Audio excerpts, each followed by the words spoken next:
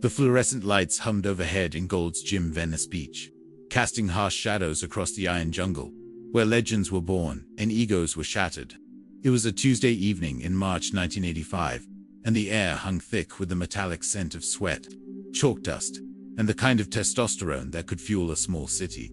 Steam rose from the heated concrete floor, where giants had been grinding out their daily worship at the altar of muscle and might. Jackie Chan stood near the freeweight section, barely 5 feet 6 inches tall, his slight frame almost invisible among the towering bodybuilders who populated this cathedral of strength. He had come to America just 3 years earlier, still fighting to establish himself in Hollywood after conquering Hong Kong cinema. The bruises from his latest stunt work were hidden beneath a simple gray tracksuit, but his movements carried that unmistakable fluid grace that marked him as something different, something dangerous in ways these muscle-bound titans couldn't comprehend. The gym was quieter than usual for a Tuesday evening. Most of the serious lifters had finished their workouts and headed home to their protein shakes and recovery routines. Only a handful remained, including the man who dominated the far corner, like a golden-haired mountain range come to life. Terry Bollea, better known to the world as Hulk Hogan, was in the middle of what could only be described as a performance. His 24-inch pythons, as he loved to call them, gleamed under the lights as he curled a barbell loaded with enough weight to crush a small car. At 6 feet 7 inches and 300 pounds of carefully sculpted muscle, Hogan commanded attention wherever he went. His bleach blonde mustache twitched as he counted out his repetitions, each one accompanied by a grunt that echoed through the cavernous space.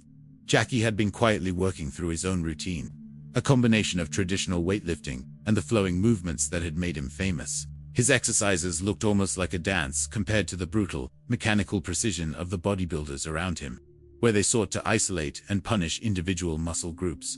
Jackie moved his entire body as one integrated unit, each motion flowing seamlessly into the next.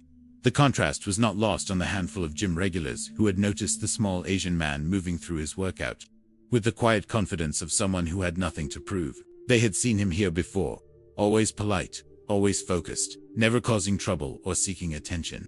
Some recognized him from his recent films, though his Hollywood breakthrough was still years away. Hogan finished his set with a theatrical flourish, dropping the barbell with a crash that made the entire gym shudder.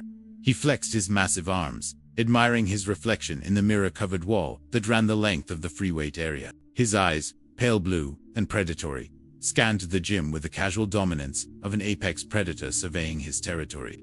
That's when he noticed Jackie. The smaller man had moved to a heavy bag hanging in the corner, one of the few pieces of equipment designed for martial arts training in what was primarily a bodybuilding facility. Jackie's movements were hypnotic as he flowed through a series of strikes, each one delivered with a precision and power that seemed to defy his modest frame. The bag barely moved under his assault, absorbing the impact of techniques that had taken decades to perfect. Hogan watched for several minutes, his expression shifting from mild curiosity to something approaching amusement. He had built his career on the illusion of invincibility, on convincing audiences that his massive frame made him unstoppable. The idea that this slight figure could pose any kind of threat was almost laughable. The gym had grown quieter still, with only a few stragglers remaining as closing time approached. The ambient noise of clanking weights and heavy breathing had faded to a whisper, making every sound seem amplified in the vast space. Somewhere in the distance, a radio played classic rock at low volume, the guitar riffs providing an oddly appropriate soundtrack for what was about to unfold. Hogan towed off his massive chest and began walking toward Jackie, his footsteps heavy on the rubber matting that covered this section of the floor. Each step seemed to announce his presence, the floorboards creaking under his considerable weight. The few remaining gym members sensed something happening and began to drift closer, drawn by the magnetic pull of potential confrontation. Jackie had noticed Hogan's approach but continued his workout, his focus seemingly unbroken. Years of training had taught him to maintain awareness of his surroundings without appearing to do so. He could feel the weight of eyes upon him, could sense the shift in the room's energy as the massive wrestler drew near. When Hogan finally spoke, his voice carried the theatrical boom that had made him famous in wrestling rings around the world. It was a voice designed to fill arenas, to command attention and respect through sheer volume and presence. "Hey there, little man," Hogan said, stopping just a few feet from the heavy bag. "That's some fancy dancing you're doing there. Very pretty." Jackie turned slowly, his expression calm and unreadable. He had faced this type of challenge before, though rarely from someone quite so physically imposing. In Hong Kong, respect was often earned through demonstration rather than words, and he had learned to let his actions speak louder than any boast or threat. "Thank you," Jackie replied simply, his English heavily accented but clear. "I am just training." Hogan's smile was predatory, the kind of expression a shark might wear if sharks could smile. He flexed his arms unconsciously, the massive biceps bulging like footballs beneath his skin. The gesture was automatic, a display of dominance that had become second nature over years of intimidating opponents, both real and scripted. "Training for what?" Hogan asked, his tone carrying a hint of mockery. "A dance recital." The few remaining gym members had formed a loose circle around the two men, sensing drama in the air. Word had begun to spread that Hulk Hogan was about to have some kind of confrontation. And even in a gym full of impressive physiques, the wrestling superstar commanded attention. Jackie's response was measured, diplomatic in the way of someone who had learned to navigate cultural differences with grace.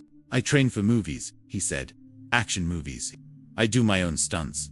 This seemed to amuse Hogan even more. He threw back his head and laughed, a booming sound that echoed off the gym's high ceiling. "Action movies. Brother, let me tell you something about action. When you're packing 140 kilos of pure muscle like I am, you don't need to fake the action. You are the action." The claim was typical Hogan hyperbole, inflated for effect. His actual weight fluctuated between 280 and 300 pounds, depending on whether he was cutting for a wrestling appearance or bulking for strength. But in the world of professional wrestling, truth was often less important than the story being told. Jackie nodded politely, understanding that he was being challenged, but not yet certain of the nature or extent of that challenge. In his experience, men like Hogan were often satisfied with verbal dominance, content to establish their superiority through words and posturing, rather than physical confrontation. "You are very strong," Jackie acknowledged, his tone respectful but not subservient. "Very impressive physique." But Hogan was not satisfied with simple acknowledgement. Something about Jackie's calm demeanor, his refusal to be intimidated or impressed, struck at the wrestler's ego in a way that demanded response. He had built his career on being the biggest, strongest, most dominant man in any room, and this small Asian actor's quiet confidence felt like a challenge to that identity.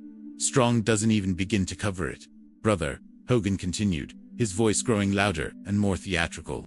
"I've slammed giants in front of 90,000 screaming Hulkamaniacs. I've dropped the leg drop on monsters that would make King Kong look like a house cat. When you're dealing with 140 kilos of American steel and thunder, strength is just the beginning."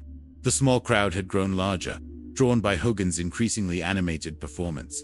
Gym members who had been heading for the exit turned back, sensing that something significant was about to happen. Even the staff had begun to take notice, though they maintained their distance out of respect for Hogan's celebrity status. Jackie continued to listen patiently, understanding that this was as much performance as confrontation. He had encountered similar displays in Hong Kong, where martial artists sometimes felt the need to establish their dominance through verbal intimidation before any physical contest. The key was to remain calm, to avoid escalating the situation while still maintaining one's dignity and position. "In my world," Hogan continued, warming to his theme, "size matters. Power matters. When push comes to shove, all the fancy moves in the world can't overcome raw, natural superiority. You can dance around that bag all you want, but at the end of the day, muscle beats everything else." The words hung in the air like a challenge, though Hogan had not yet made any explicit threat or demand. He was testing Jackie, probing for weakness or submission, looking for the moment when the smaller man would acknowledge his dominance and back down. But Jackie had faced down much worse than an oversized wrestler with an ego problem. He had grown up on the streets of Hong Kong, had trained in opera schools where weakness was beaten out of you with bamboo canes, had survived countless real fights and even more dangerous stunts. Hogan's size was impressive, but size alone had never been enough to intimidate him. "Everyone has different strengths," Jackie replied diplomatically. "You are very good at what you do. I try to be good at what I do." This response seemed to frustrate Hogan, who was accustomed to more dramatic reactions to his displays of dominance. In the wrestling world, opponents either cowered in fear or responded with equally theatrical bravado. Jackie's quiet confidence and refusal to be drawn into the performance was disrupting the script Hogan was trying to write. The tension in the room was becoming palpable. What had started as casual posturing was beginning to feel more serious, more potentially dangerous. The gym members who had gathered to watch were exchanging glances, uncertain whether they were about to witness entertainment or actual violence. Hogan stepped closer to Jackie, using his massive frame to try to intimidate through proximity. At 6 feet 7 inches, he towered over the actor like a skyscraper, looming over a small building. His shadow fell across Jackie's face, blocking out the harsh fluorescent lights overhead. "Let me make this simple for you, little man," Hogan said, his voice dropping to what he probably thought was a menacing whisper, but which still carried clearly across the gym. "This is my house. This is where real men come to get real strong. Maybe you should find somewhere more suited to your talents." The insult was clear, though wrapped in the kind of coded language that allowed for plausible deniability. Hogan was essentially telling Jackie that he didn't belong, that his presence was unwelcome in this temple of masculine power. Jackie felt something shift inside him, a subtle change in his energy that those who knew him well would have recognized as dangerous. His expression remained calm, his posture relaxed. But there was a new quality to his stillness that spoke of coiled potential energy waiting to be released. "I have paid my membership like everyone else," Jackie said quietly. "I have as much right to train here as anyone." The response was perfectly reasonable, but Hogan seemed to interpret it as defiance. His face flushed red beneath his artificially darkened tan, and his massive hands clenched into fists that looked like sledgehammers wrapped in flesh. "Rights." Hogan's voice rose again, returning to its theatrical boom. "Brother, rights are something you earn with strength. And looking at you, I don't see much strength to speak of." The crowd around them had grown larger still, with word spreading throughout the gym that something was happening between Hulk Hogan and the small Asian guy who did those crazy martial arts movies. Even the gym staff had abandoned any pretense of not watching, though they maintained their distance out of uncertainty about how to handle a situation involving such a high-profile member. Jackie could feel the weight of expectation in the room, the anticipation of violence that seemed to hang in the air, like humidity before a thunderstorm. He had been in similar situations before, moments when words had failed and action became inevitable. The key was to remain calm, to avoid escalation while still maintaining one's position and dignity. But Hogan was not finished with his performance. Something about Jackie's continued composure seemed to inflame his ego even further, driving him to increasingly dramatic displays of dominance. "You know what?" Hogan said, his voice now carrying to every corner of the gym. "I think you need a lesson in respect. I think you need to understand what real power looks like." He began flexing his massive arms again, this time with deliberate slowness, each pose held for maximum effect. The display was impressive by any objective standard. Hogan's physique was the result of decades of dedicated training, a monument to human potential, pushed to its absolute limits. 140 kilos of pure muscle, he announced, his voice taking on the cadence of a wrestling promo. 24-inch pythons that have crushed giants and destroyed legends. When these babies flex, mountains move and oceans part. The hyperbole was classic Hogan, the kind of over-the-top rhetoric that had made him famous in wrestling rings around the world. But in this context, surrounded by genuine athletes and serious trainers, it felt somehow more desperate, more needy. Jackie watched the display with the patient attention of someone observing a potentially dangerous animal. He had learned long ago that the most dangerous opponents were often those who felt they had something to prove, who needed constant validation of their superiority. "Very impressive," Jackie said again, his tone remaining respectful, but somehow managing to convey that he was not impressed in the way Hogan wanted him to be. This seemed to be the final straw for the massive wrestler. His face darkened with anger, and he took another step closer to Jackie, now standing close enough that the smaller man had to crane his neck to maintain eye contact. "I don't think you understand what you're dealing with here, brother," Hogan said, his voice dropping to a dangerous whisper. "Maybe I need to give you a demonstration of what real strength can do." The threat was now explicit, though still wrapped in the theatrical language that was Hogan's trademark. The crowd around them had grown silent, sensing that they were about to witness something significant. Jackie felt the familiar calm that always descended upon him in moments of genuine danger. His breathing slowed, his awareness expanded, and he felt his body beginning to prepare itself for action. Years of training had taught him to recognize the signs of impending violence, and everything about this situation suggested that words were about to give way to action. "I do not want any trouble," Jackie said quietly, but his tone carried a subtle warning that those familiar with martial arts would have recognized. "Perhaps we should both continue our training and leave each other in peace." But Hogan was beyond the reach of reasonable discourse. His ego had been challenged, his dominance questioned, and in his world, Such challenges could only be answered with overwhelming force. Peace. Hogan laughed, but there was no humor in the sound. Brother, the only peace you're going to get is the peace of knowing your place. And your place is not in the same gym as Hulk Hogan. The words were barely out of his mouth when Hogan made his move. His massive right hand shot out toward Jackie's shoulder, intending to grab him and demonstrate his physical superiority through sheer overwhelming force. What happened next would be talked about in Gold's Gym for years to come. Jackie's response was so fast that many of those watching weren't entirely sure what they had seen. One moment Hogan's hand was reaching for him. The next moment the massive wrestler was airborne. His 300-pound frame spinning through the air with a grace that seemed to defy physics. The throw was a classic hip toss, executed with such perfect timing and technique that Hogan's own momentum and aggression were turned against him. Jackie had simply stepped to the side, grabbed Hogan's extended arm, and used the wrestler's forward motion to send him flying over his hip and onto the rubber matting with a crash that shook the entire building. The impact was tremendous. Hogan hit the floor with enough force to knock the wind from his lungs and rattle his teeth. For a moment, he lay still, his massive frame spread-eagled on the gym floor, his brain struggling to process what had just happened to him. The entire sequence had taken perhaps 3 seconds from beginning to end.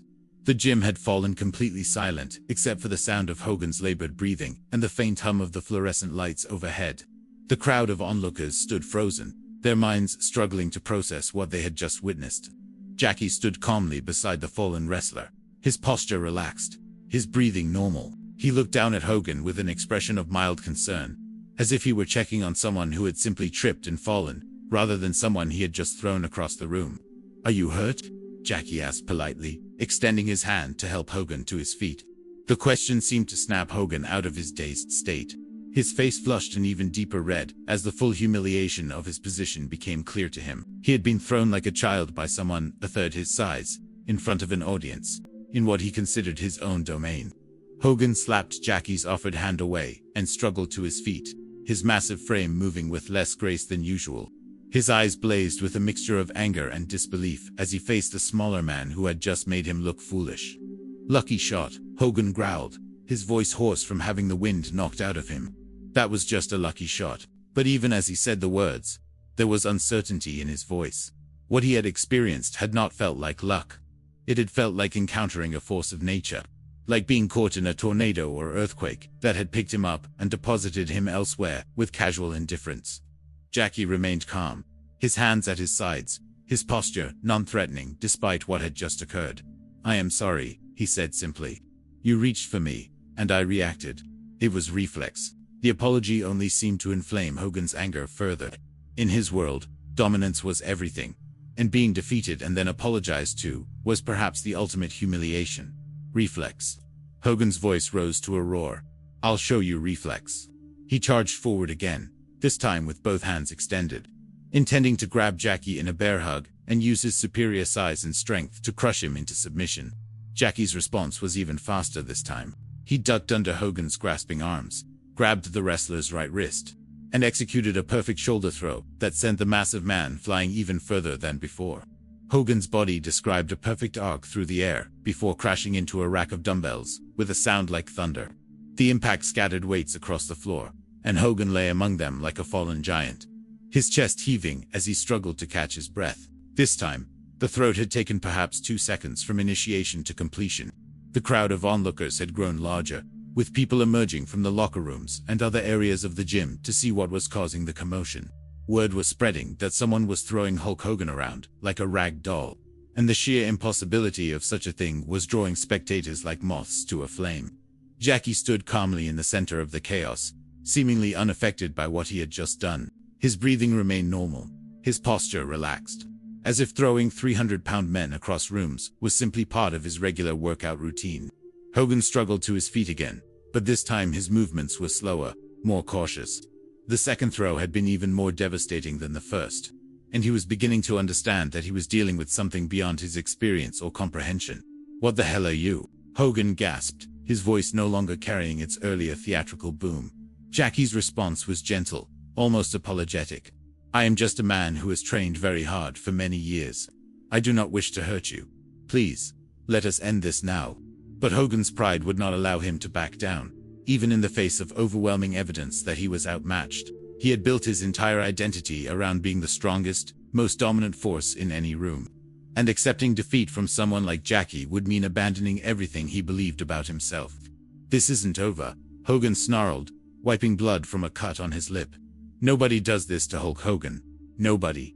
He came forward a third time, but now his approach was different. Instead of the wild charges of his previous attempts, he moved more carefully, trying to use his wrestling training to find an advantage. He circled Jackie like a predator stalking its prey, looking for an opening, a moment of vulnerability he could exploit. Jackie turned to keep Hogan in sight, but his movements were fluid, economical. He looked like a dancer compared to the wrestler's heavy, deliberate stalking. When Hogan finally made his move, it was with the calculated precision of someone who had spent years learning to grapple with other large, strong men. He shot forward in a low tackle, intending to take Jackie to the ground where his size and strength would give him an advantage. It was a sound strategy against most opponents. Jackie was not most opponents. As Hogan dove forward, Jackie simply stepped aside and delivered a precise strike to the back of the wrestler's neck. It was not a devastating blow, more of a tap, really. But it struck exactly the right spot to disrupt Hogan's nervous system and send him tumbling forward into the wall. The entire sequence had taken less than 4 seconds. Hogan hit the mirror-covered wall with his shoulder and slid down to sit on the floor, his back against the glass. His eyes were unfocused, and he seemed to be having trouble coordinating his movements. Jackie knelt beside him, his expression concerned. "Are you all right? Do you need medical attention?" The question seemed to penetrate through Hogan's daze. He looked up at Jackie with an expression that mixed confusion, anger, and something that might have been respect. "How?" was all he managed to say. Jackie helped him to his feet, supporting his weight with surprising strength for such a small frame. 30 years of training," he said simply. "Every day, since I was 7 years old." The gym had fallen completely silent, except for the sound of scattered weights rolling across the floor and the harsh breathing of the two combatants. The crowd of onlookers stood frozen, their minds struggling to process what they had just witnessed. Hogan stood unsteadily, his massive frame swaying slightly as he tried to regain his equilibrium. The cuts and bruises on his face were beginning to swell, and his usually perfect hair was disheveled and streaked with sweat. 30 years, he repeated, his voice barely above a whisper. Jackie nodded. "My master used to say that strength without skill is like a sword without an edge. It looks impressive, but it cannot cut." The words seemed to penetrate through Hogan's fog of confusion and injured pride. He looked at Jackie with new eyes, seeing not the small, unimpressive figure he had initially dismissed, but something else entirely. "I've been training for 20 years, Hogan said slowly. "I thought I knew what strength was."